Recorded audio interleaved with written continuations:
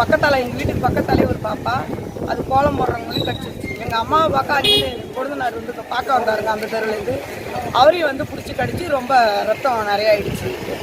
ஒரு பாட்டி வந்து எங்கள் மாமியாக தான் அவங்க வேணும். அவங்க வெளில போயிட்டு இருக்கவங்களே பிடிச்சி வச்சுருக்காங்க.